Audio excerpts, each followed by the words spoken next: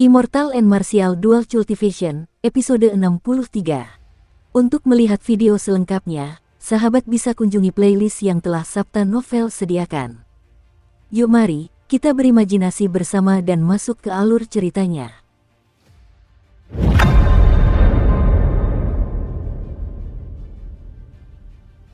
Namun, Xiao Chen tidak berani gegabah kali ini.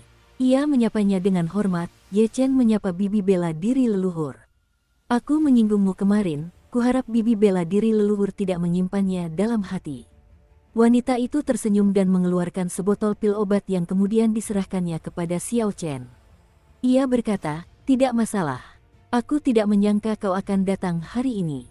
Aku punya pertanyaan untukmu. Apakah kau sendiri yang membuat pil ini? Xiao Chen menerimanya dan melihatnya, ternyata itu adalah pil pengisi darah yang telah ia racik.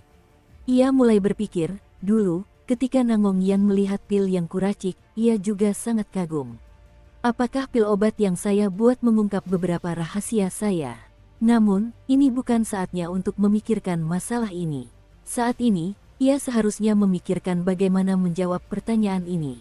Setelah ragu sejenak, Xiao Chen memutuskan untuk menjawab dengan jujur. Sebagai jawaban untuk bibi bela diri leluhur, pil obat ini memang saya buat sendiri. Apakah ada yang salah? Tatapan aneh terpancar dari mata wanita bak peri ini. Ia tersenyum, tidak apa-apa. Saya ingin mengundang Anda untuk membantu saya menyempurnakan pil obat. Maukah Anda membantu saya? Di kaki puncak Qingyun di pegunungan Lingyun, Leng Liusu berdiri dengan ekspresi rumit di wajahnya.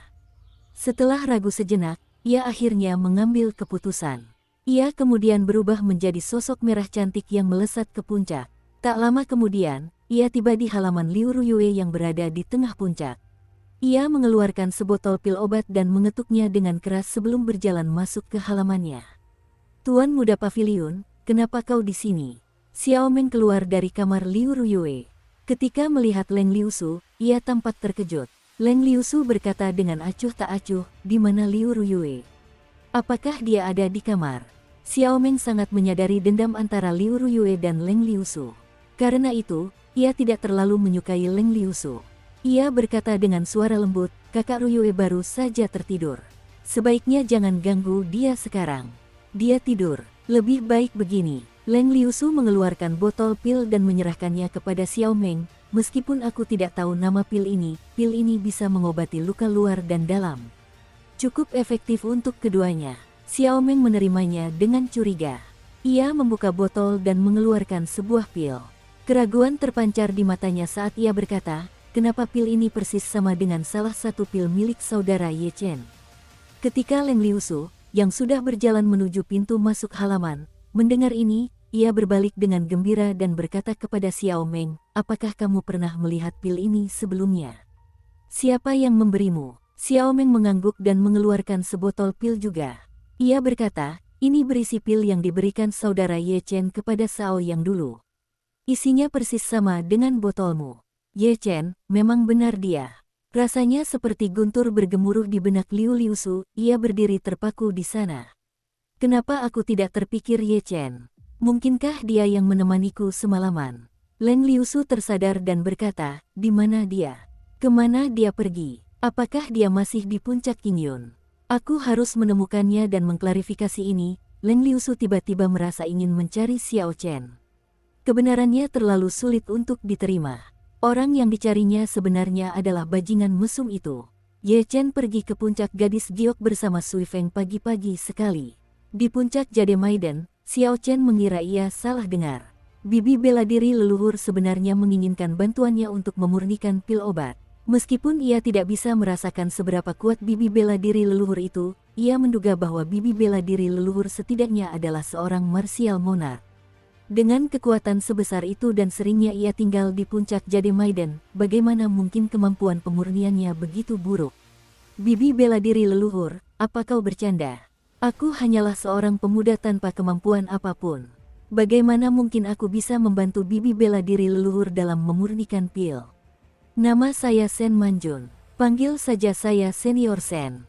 Bibi bela diri leluhur membuat saya terdengar sangat tua. Saya tidak pernah suka mendengarnya, kata Sen Manjun sambil tersenyum.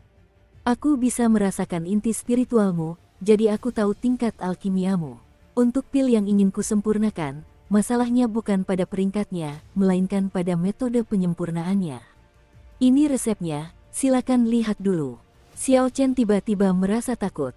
Inti spiritualnya telah terlihat dalam sekejap. Namun, dia tidak merasakan apapun. Seberapa kuatkah orang ini? Pil pemanjang kehidupan awan abadi. Xiao Chen mengambil resep itu dan meliriknya. Pandangan sekilas itu membuat pikirannya kacau. Ia lalu melanjutkan membaca dengan saksama tanpa mengubah ekspresi wajahnya. Setelah membacanya, Xiao Chen mengerti apa yang dimaksud Sen Manjun. Ternyata metode penyempurnaan pil obat ini persis sama dengan metode yang terdapat dalam kompendium kultivasi. Mungkin saja Sen Manjun tidak dapat memahaminya sendiri. Setelah dia melihat pil pengisian darah milik Xiao Chen, dia segera dapat merasakan metode penyempurnaan pil pengisian darah ini. Metode tersebut sangat berbeda dari metode umum yang digunakan saat ini. Metode pemurnian yang dibutuhkan untuk pil pemanjang kehidupan awan abadi ini adalah metode pemurnian kuno. Ini sesuatu yang tidak mampu saya lakukan. Pil pengisi darah Anda seharusnya dimurnikan dengan metode pemurnian kuno. Selama Anda mengetahui metodenya, tidak perlu khawatir Anda tidak akan mampu memurnikan pil pemanjang kehidupan awan abadi ini, kata Sen Manjun lembut. Pikiran Xiao Chen berkecamuk, dan ia teringat sikap Nan Gongyan sebelumnya. Ia merasa ini adalah sesuatu yang tak bisa ia akui. Lagi pula, seseorang mungkin sudah mengenal seseorang sejak lama tanpa mengetahui sifat aslinya. Ia hanya pernah bertemu Sen Manjun sekali atau dua kali. Jika ia mengakuinya, siapa yang tahu konsekuensi apa yang akan ia terima? Dengan kekuatannya saat ini, jika sesuatu benar-benar terjadi, dia tidak akan mampu menahan kekuatan Sen Manjun. Setelah Xiao Chen mengambil keputusan, ia berkata dengan nada cemberut, "Senior Sen, kemampuan alkimia saya diwariskan oleh seorang alkemis misterius. Saya tidak begitu memahami metode penyempurnaan pil pemanjang kehidupan awan abadi ini." Kekecewaan terpancar di mata Sen Manjun. Ia berkata, "Aku perlu menyempurnakan pil ini untuk menyelamatkan nyawa seorang teman. Jika kau berhasil menyempurnakannya, aku bisa membuatmu naik ke alam martial Sein dalam waktu 1 bulan." Jadi, itu bukan untuk dirinya sendiri. Xiao Chen sedikit terkejut. Namun, melihat kekuatan hidup Sen Manjun, rasanya ia masih bisa hidup lama. Seharusnya tidak ada masalah untuk hidup 100 tahun lagi, tidak seperti orang yang sangat lesu. Xiao Chen tidak tertarik meningkatkan kultivasinya ke martial Sein dalam waktu sebulan. Ia tahu bahwa ada pil obat yang dapat meningkatkan kultivasi seseorang secara signifikan, atau seseorang dapat mewariskan kultivasinya kepada orang lain, sehingga meningkatkan kultivasinya. Xiao Chen tidak tahu metode apa yang akan digunakannya. Namun, terlepas dari metodenya, mereka semua memiliki masalah yang sama. Kultivasi itu bukan miliknya. Jika ia tidak bisa menyempurnakan semuanya, itu mungkin akan menjadi penghalang baginya di masa depan. Sen Manjun melihat Xiao Chen tampak tidak terlalu tertarik dengan sarannya. Ia melanjutkan dengan berkata, "Jika kamu khawatir tidak bisa menyempurnakan semuanya, kamu bisa memilih barang dengan nilai yang setara.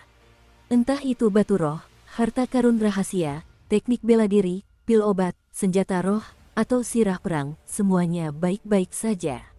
Xiao Chen buru-buru berkata, "Senior Sen salah paham. Aku benar-benar tidak mampu menyempurnakan pil pemanjang kehidupan awan abadi ini. Sebesar apapun janjimu, itu akan sia-sia. Meskipun saya tidak dapat memurnikan pil pemanjang kehidupan awan abadi ini, saya memiliki pil pemanjang kehidupan awan abadi.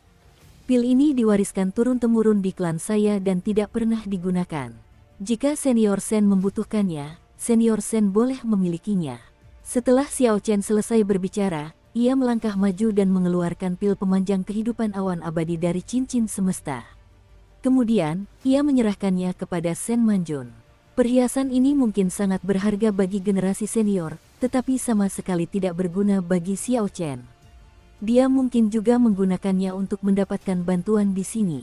Kebetulan, dia juga perlu meminta bantuan Sen Manjun. Sekali mendayung 2 pulau terlampaui, kenapa tidak? Sen Manjun, yang tadinya putus asa, tiba-tiba terhibur. Ia mengambil pil pemanjang kehidupan awan abadi dan memeriksanya dengan saksama. Pil itu memang pil pemanjang kehidupan awan abadi yang lengkap. Namun, rasanya sedikit berbeda. Ini pil pemanjang kehidupan awan abadi kelas unggul. Pil ini jauh lebih baik daripada pil pemanjang kehidupan awan abadi biasa.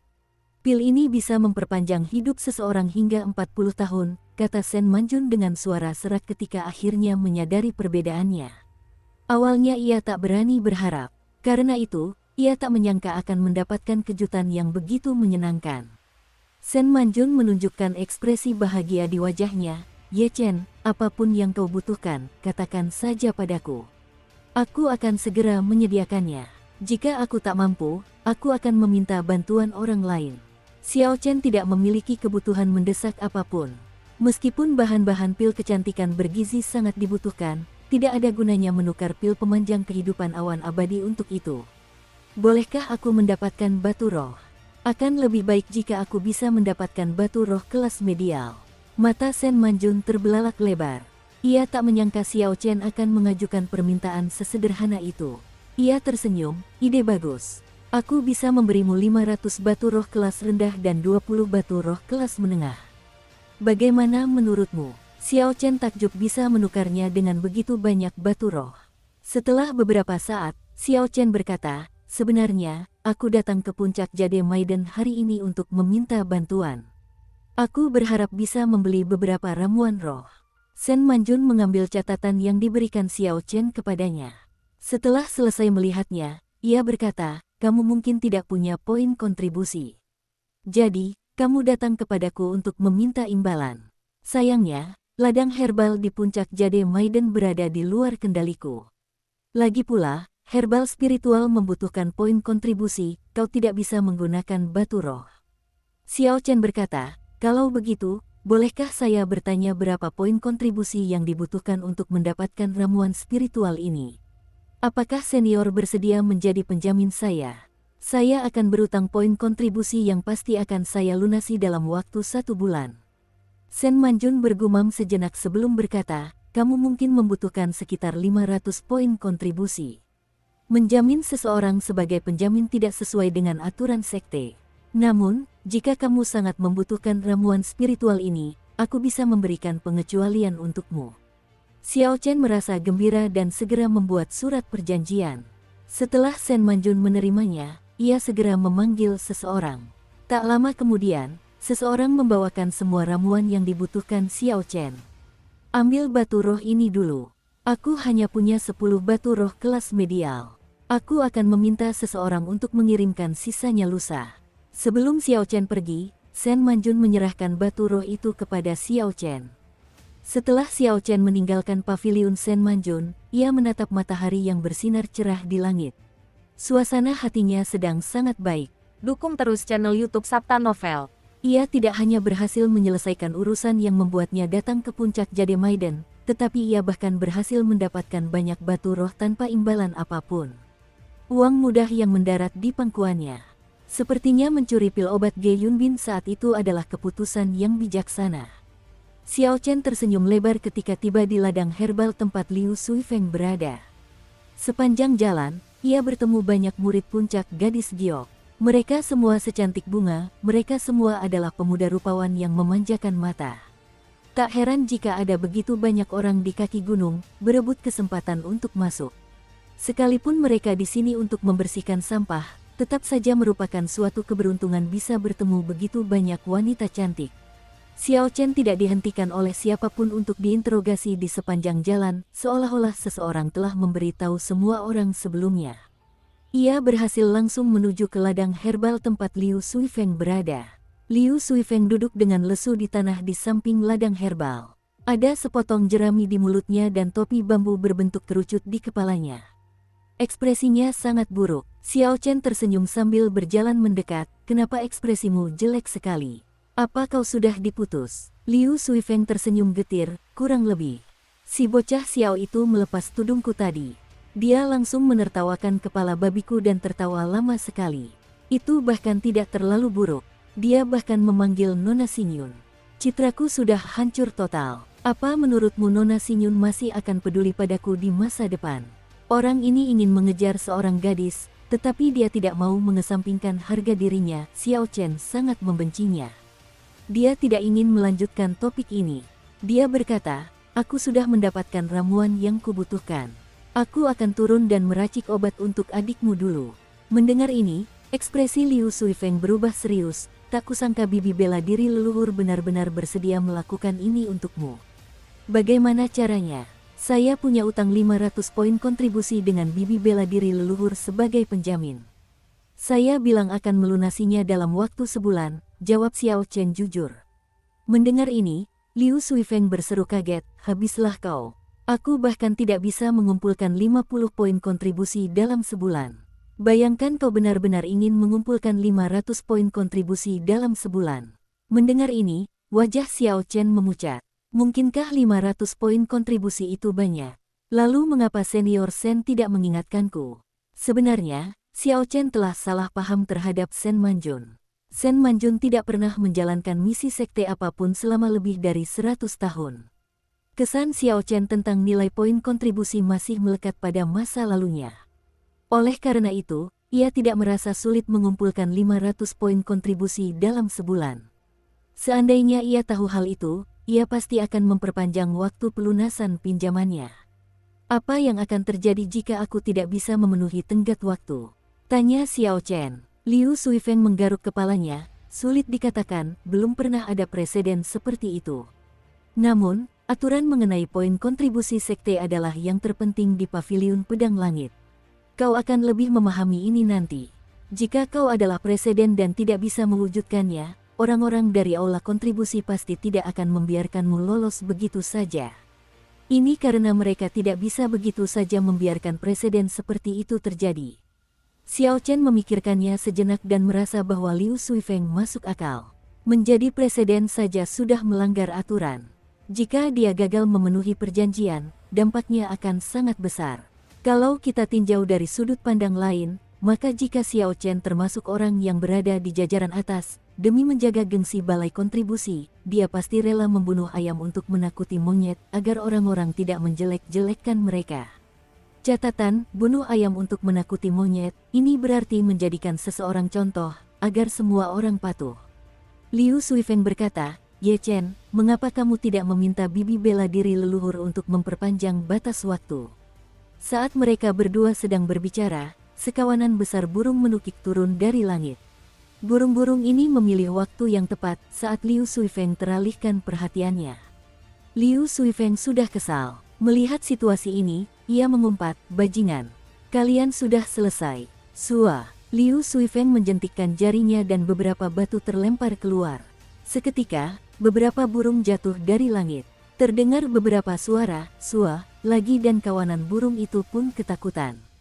Teknik jari yang hebat, kakak senior. Kita makan daging burung lagi malam ini. Hihihi. Sebuah suara riang dan riang terdengar. Itu Xiao Yuhuan yang berbicara dengan gembira sambil memunguti burung-burung di tanah. Melihat Xiao Yuhuan masih berani datang, Liu Suifeng segera mengusirnya dan mengumpat, anak nakal. Masih berani menunjukkan diri, lihat saja nanti, aku akan menghajarmu sampai mati. Kakak senior, tidak perlu khawatir. Kepala babimu itu sebenarnya penuh karakter. Siapa tahu, mungkin kakak senior Xingyun akan menganggapnya unik dan jatuh cinta padamu. Melihat mereka berdua berlarian, Xiao Chen tersenyum. Kemudian, ia berbalik dan kembali ke paviliun Sen Manjun. Ia juga merasa lebih baik mencari Sen Manjun lagi untuk meminta perpanjangan batas waktu. Apa? Bibi bela diri leluhur sudah pergi. Kapan dia akan kembali? Ketika Xiao Chen bergegas kembali ke paviliun, pelayan di gerbang memberitahu dia bahwa Sen Manjun telah pergi tak lama setelahnya. Entahlah, mungkin 1 atau 2 hari, atau mungkin 3-5 bulan. Bibi bela diri leluhur sepertinya tidak mengikuti rutinitas apapun saat keluar. Xiao Chen hanya bisa menuruni puncak Jade Maiden tanpa daya. Kerumunan besar murid dari puncak lain masih menunggu di kaki puncak. Xiao Chen mengabaikan mereka dan langsung menuju puncak Qingyun. Hal terpenting yang harus dilakukan sekarang adalah segera menyempurnakan pil kecantikan bergizi. Setelah itu, ia harus memikirkan cara untuk mendapatkan 500 poin kontribusi dalam sebulan sebelum ia mendapat masalah. Di tengah perjalanan, Xiao Chen tiba-tiba berhenti. Ia berbalik tetapi tidak melihat siapapun. Tiba-tiba ia berkata, teman, sudah waktunya menunjukkan dirimu setelah sekian lama mengikutiku. Tidak ada jawaban, pikir Xiao Chen curiga dalam hati. Mungkinkah aku salah firasat? Sejak meninggalkan puncak Jade Maiden, aku terus merasa ada yang mengikutiku. Xiao Chen menggunakan indera spiritualnya untuk memindai area tersebut beberapa kali, tetapi tidak dapat mendeteksi apapun. Namun, ia tidak lagi berani menaruh kepercayaan penuh pada indera spiritualnya. Saat berada di lembah angin jahat, ia tidak dapat merasakan kehadiran Martial Saint. Bahkan setelah ia mengulangi ucapannya, tak seorang pun muncul. Xiao Chen tak lagi diganggu. Sekarang, semua orang tahu bahwa Master Puncak Tua masih berada di puncak Qingyun. Seharusnya tak ada yang mencari masalah dengannya saat ini. Tepat saat Xiao Chen berbalik, sebuah sosok mendarat dengan kokoh di tanah. Xiao Chen bersiap dan segera berbalik. Ketika ia melihat dengan jelas siapa sosok itu, ia merasakan sakit kepala yang mulai menyerang. Jika orang ini benar-benar ingin mencari masalah dengannya, ia tidak perlu takut pada Master Puncak Tua Puncak Qingyun. Orang itu hanya berdiri di sana menatap Xiao Chen, dan Xiao Chen tidak tahu apa yang dipikirkan orang itu. Suasananya terasa aneh. Xiao Chen melihat Leng Liusu sepertinya tidak akan menyerangnya. Ini sangat tidak biasa baginya. Keduanya saling memandang untuk waktu yang lama. Akhirnya, Leng Liusu tidak bisa menahan diri untuk bertanya, "Ye Chen, izinkan saya bertanya. Apakah Anda menyelamatkan saya dari Leng Tianyu kemarin?" Meskipun dia cukup curiga bagaimana dia tahu, ini hal yang baik. Mungkin mereka bisa menyelesaikan kesalahpahaman di antara mereka. Xiao Chen berkata dengan acuh tak acuh, "Bisa dibilang begitu. Kenapa kamu menyelamatkanku?" Xiao Chen tersenyum tipis, "Dulu, kau menyelamatkanku dari deviasi ki berserking di kolam air. Kau secara tidak sengaja menyelamatkanku sekali, dan aku juga menyelamatkanmu sekali. Kita impas sekarang." Mendengar ini, Leng Liusu tersenyum, "Kalaupun kau menyelamatkanku, kenapa kau memanfaatkan situasi ini dan menciumku? Sepertinya aku tidak salah paham dengan menyebutmu bajingan mesum." "Sial, aku ketahuan." Xiao Chen berkata agak canggung, "Benarkah? Sepertinya aku tidak ingat. Mungkin kamu salah. Apa aku sejelek itu? Kau bahkan tidak punya keberanian untuk mengaku menciumku." Ekspresi Leng Liusu berubah saat ia berbicara dengan nada cemberut. Xiao Chen hanya bisa menarik kembali kata-katanya, "Kamu tidak jelek, aku memang menciummu." Hah, tiba-tiba, Leng Liusu bergegas menghampiri Xiao Chen dan menghunus pedangnya dari sarungnya dengan suara, "Huang Dang."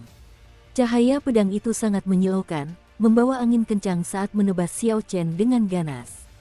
Sebelumnya, ia tampak baik-baik saja, tetapi tiba-tiba menyerang dengan tiba-tiba. Xiao Chen sungguh tak mengerti. Ia mengeksekusi 3 bayangan awan yang mengalir dan berubah menjadi lautan. Pedangnya bergerak lembut, seperti semburan air. Kesempurnaan seperti air, bermanfaat bagi banyak hal dan tidak bersaing dengannya.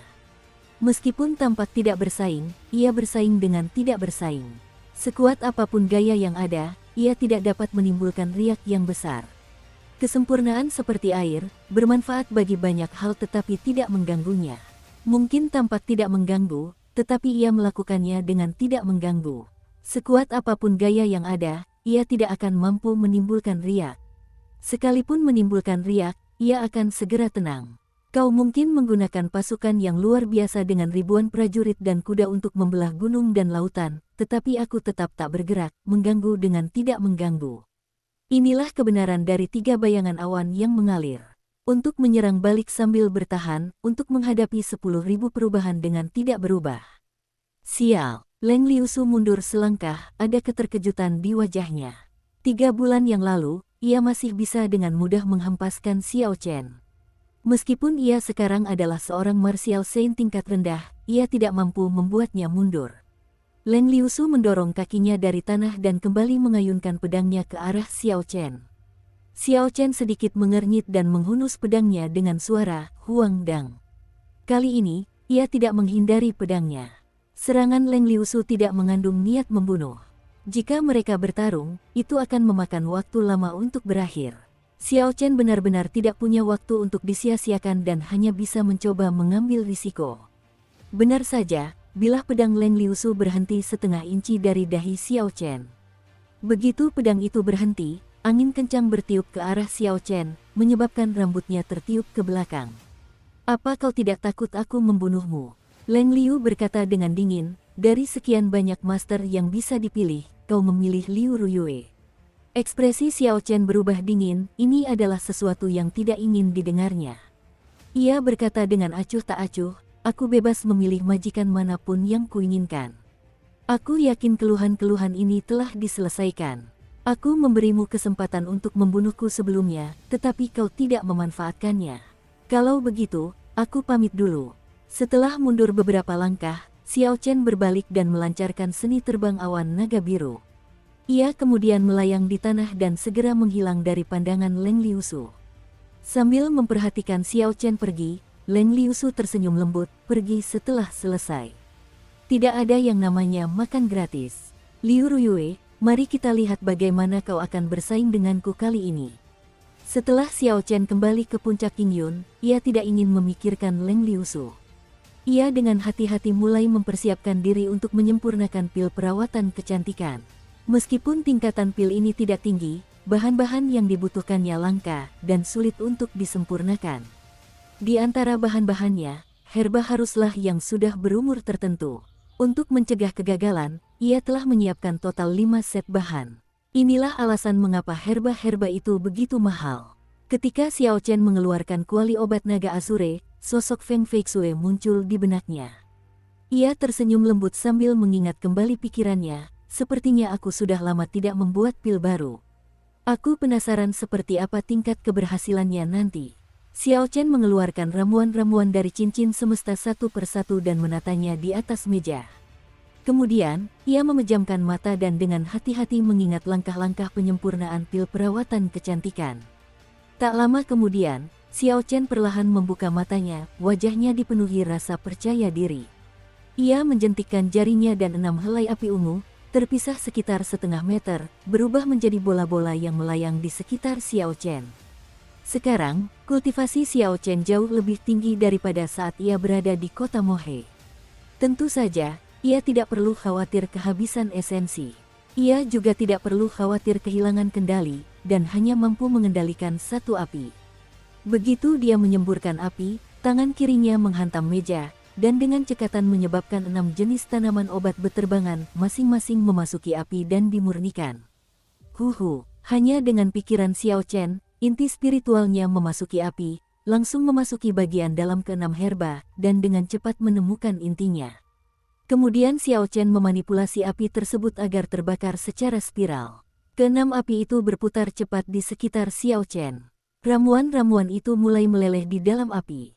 Xiao Chen bergerak dengan koordinasi yang baik, ia dengan cepat meletakkan 6 botol di atas meja, dan menampung semua cairan obat tanpa ada setetes pun yang terlewat. Kemudian, ia segera memasukkan ramuan baru ke dalam api. Ramuan di atas meja perlahan menghilang dengan cara ini dan jumlah botol bertambah. Tak lama kemudian, proses pemurnian seluruh cairan obat pun selesai. Tahap pertama pemurnian telah selesai. Xiao Chen menghela napas lega. Ia mengulurkan jari telunjuk kanannya dan api berkumpul. Dengan suara, "Sou," mereka memasuki kuali obat naga biru.